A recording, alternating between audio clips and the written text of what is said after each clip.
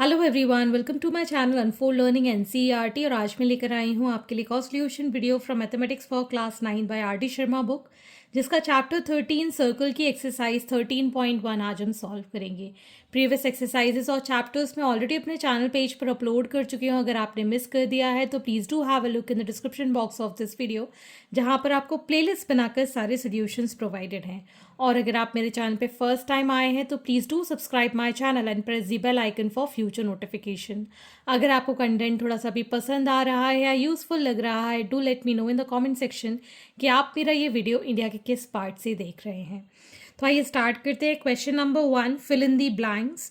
All points lying inside and outside a circle are called.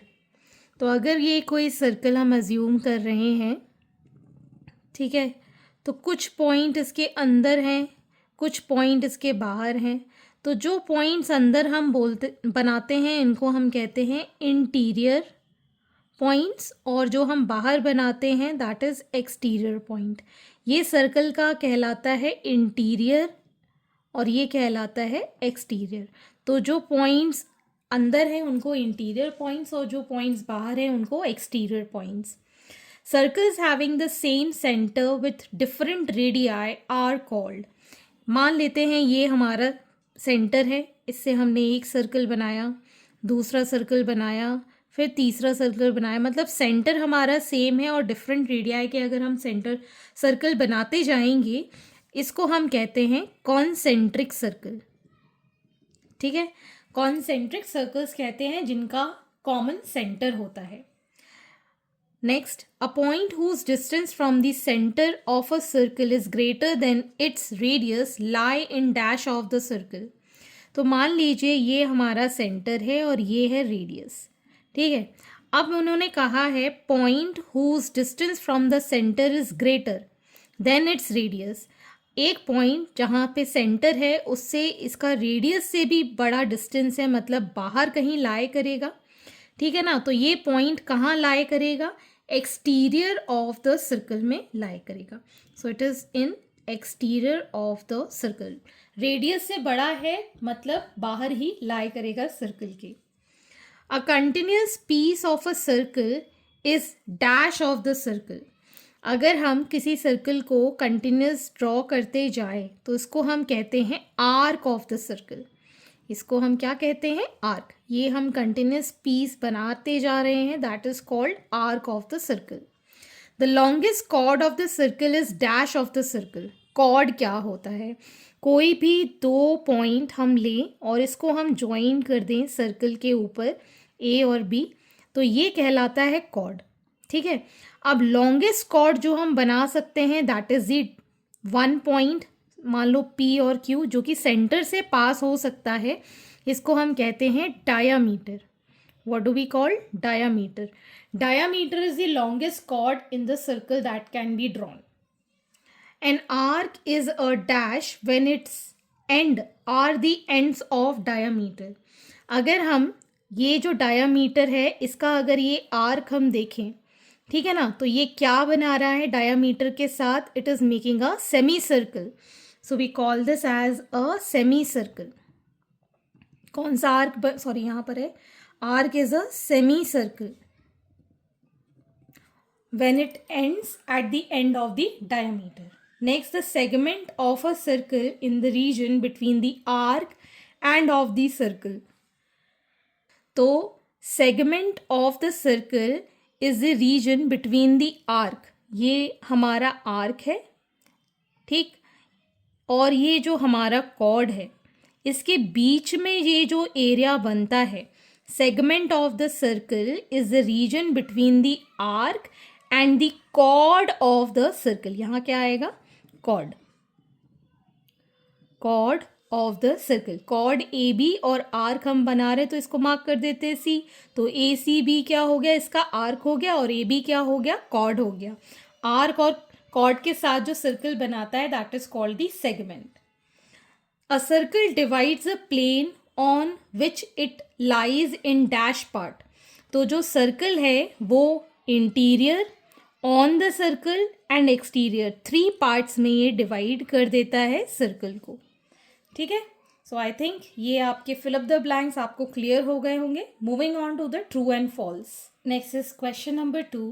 Right truth value, true or false of the following with suitable region. A circle is a plane figure. Yes, it is a plane figure क्योंकि हम इसको paper पे, black board पे, दीवार पर बना सकते हैं, ड्रॉ कर सकते हैं. ठीक है. प्लेन फिगर का मतलब होता है जिसको आप एक सरफेस पे ड्रॉ कर सकते हैं. Circle is a plane figure. जैसे कि स्क्वायर हो गया, जैसे कि हेक्सागन हो गया, ठीक है, रेक्टेंगल, रोम्बस, ये सारे क्या हैं? प्लेन फिगर्स हैं. सो the statement is true. Next, line segment joining the center to any point on the circle is a radius of the circle. तो अगर कोई सर्कल के सेंटर से अगर हम सर्कल पे लाइन ड्रॉ करते हैं, this is called the radius. ठीक है ना, इसको हम क्या कहते हैं? Radius of the circle. So it is true. If a circle is divided into 3 equal arc, each is a major arc.